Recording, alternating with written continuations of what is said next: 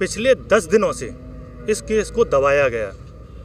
यहाँ पर प्रशासन प्रत्यक्ष रूप से अप्रत्यक्ष रूप से जुड़ा हुआ है और हमने 10 मांग है जो हमारी रखी है, हमने उनको बता देते हैं सभी के सामने कि इस केस में क्या क्या होना चाहिए और क्या क्या नहीं हुआ है। इस केस की मजिस्ट्रेट जांच कराई जाएगी और वो जल्द से जल्द बलात्कारियों को फांसी की सजा हो और प्रत्यक्ष और अप्रत्यक्ष रूप से जुड़े हुए व्यक्ति चाहे वो शासन और प्रशासन के क्यों ना हो, उन्हें सजा दिलवाई जाएगी। जिला पुलिस प्रशासन पर अब हमें विश्वास नहीं है। जिस तरीके से लगातार गैंग रेप के केस को कमजोर किया जा रहा है, अब हमें पुलिस प्रशासन पर विश्वास नहीं है जो जिला पुलिस प्रशासन है। हमारा तीसरी मांग है, जब तक दोषियों को सजा नहीं मिल जाती तब तक उत्तर प्रदेश प्रशासन दोनों परिवार की सुरक्षा करेगा। हमारी चौथी मांग है, अभी तक पुलिस प्रशासन के द्वारा गलत तथ्य पेश किए जा रहे हैं। ये सभी प्रशासन के लोग मंत्री अनिल शर्मा के दबाव में केस को गलत तरीके से पेश कर रहे हैं। राज्य मंत्री अनिल मिश्रा को बीजेपी प्राथमिक सदस्यता से निष्कासित करे और मजिस्ट्रेट जांच मंत्री के खिलाफ करवाई जाए। छठा पॉइंट है, पुलिस प्रशासन के दबाव में बेटी के शव को रात में जला दिया गया। यह हिंदू धर्म के खिलाफ है। हम जवाब चाहते हैं कि शासन प्रशासन हिंदू धर्म के खिलाफ है। जो गांव का प्रधान महेंद्र शर्मा, जिसकी देखरेख में यह सब हो रहा था, तभी ट्यूबवेल की चाबी 4 लड़कों को दी गई। इसलिए इस केस में वह भी दोषी है। हो सकता है उसने भी बलात्कार किया हो, जिसके कारण इन 5 ने मिलकर लड़की को मार दिया हो।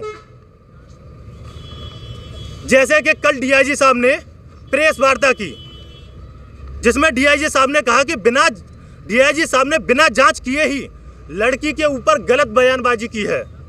उन्होंने लड़की का प्रेम प्रसंग का मामला बताया। जब जांच ही नहीं हुई तो कैसे ये गलत तथ्य पेश किए जा रहे हैं? और ऐसा जो किया जा रहा है वो अनिल शर्मा और सरकार के दबाव में किया जा रहा है। पिंकी बेटी के नाम पर सरकार किसी ना किसी योजना का नाम रखे और उस योजना को जन जन तक पहुंचाए। ये हमारी सरकार के खिलाफ मांग है, उसको वो जल्द से जल्द सुने। कल वंदना शर्मा आई थी, उन्होंने परिवार को आश्वासन दिया कि हम उसका जल्द से जल्द न्याय करेंगे, उन दोषियों को पकड़ेंगे। लेकिन आप देखेंगे अभी एक ही अपराधी को पकड़ा गया है, आगे कोई कार्रवाई नहीं। इस केस को ट्रांसफ़र कर दिया गया है अहमदगढ़ थाने में, जिनके एसओ साहब आज सुबह आए थे। वो भी आश्वासन दे के गए हैं पूरे परिवार को कि हम शाम तक रिपोर्ट सौंपेंगे। अभी तक नहीं आई है, अभी पता चलेगा कि वो रिपोर्ट सौंपेंगे तो उसमें वो क्या क्या देंगे।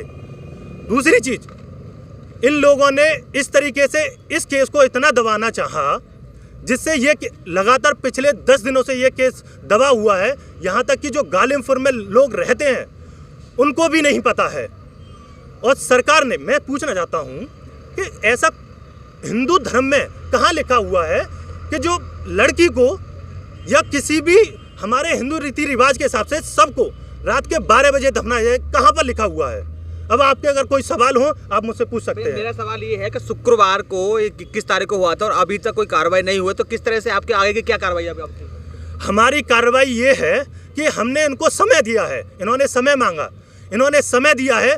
अगर वो समय के हिसाब से अगर नहीं करते हैं तो जैसे ये बजरंग दल आया है, हिंदू परिषद आया है, डिवाई विकास आया है, अभी ना जाने कितने संगठन, यहाँ भीम आर्मी, ओबीसी महासभा आने वाली है, ना जाने हिंदुओं के कितने ही संगठन यहाँ पर आकर एक होकर इस प्रशासन की ईंट से ईंट हिला देंगे। अच्छा, निर्भया कांड के बाद भी लगातार हम ये देखते जा रहे हैं कि देश में जो इस तरीके की घटना है वो नहीं रुक पा रही हैं।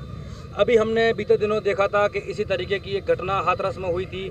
वहाँ भी लगातार पुलिस प्रशासन पर ये आरोप लगते रहे कि जो प्रशासन है वो आरोपियों को बचाने का प्रयास कर रहा है। वही सब कुछ मैं यहाँ देखता हूँ। डिवाई की जो क्षेत्राधिकारी हैं, सीओ हैं वंदना शर्मा, वो स्वयं एक महिला हैं।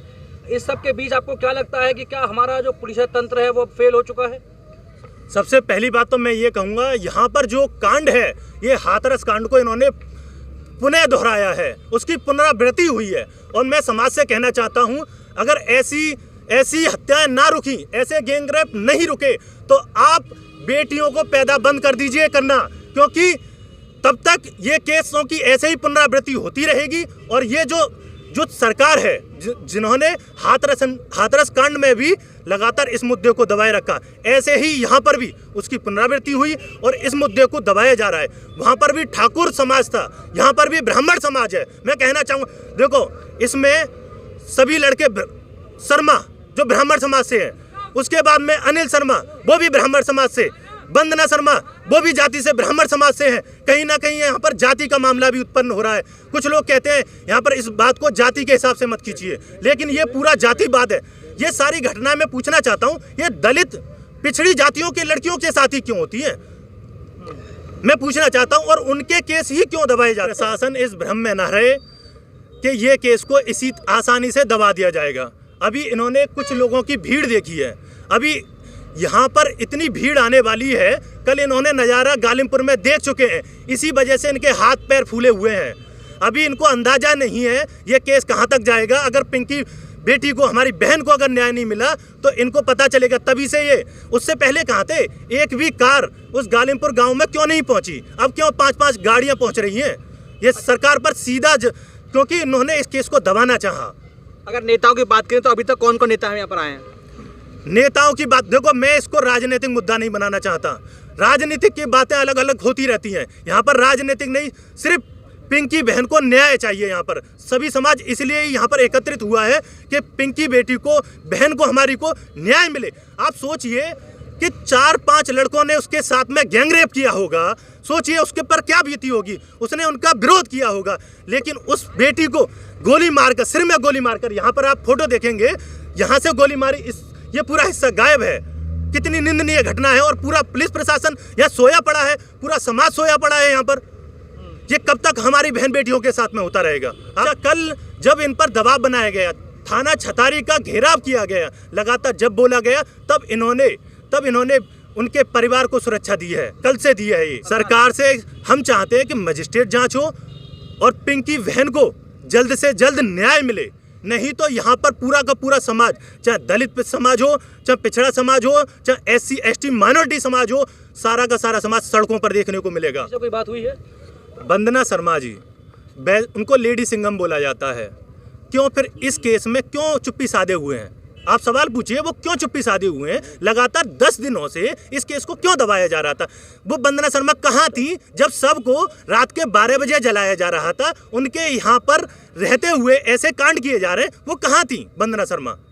कहाँ पर सोई हुई थी? वैसे उनको लेडी सिंघम बोला जाता है। और जब सबको जलाया जा रहा था, पुलिस प्रशासन लगातार, एक गाड़ी आगे चल रही है, एक गाड़ी पीछे चल रही है, पूरे परिवार को धमकाया जा रहा है, तब वंदना शर्मा कहाँ सो रही थी? कोई ऐसा वीडियो या कोई ऐसे फोटोज हैं जिसे हम प्रशासन को दिखा सकें कि जिस समय दाह संस्कार किया गया उस समय वहाँ उत्तर प्रदेश पुलिस के कुछ लोग वहाँ मौजूद थे?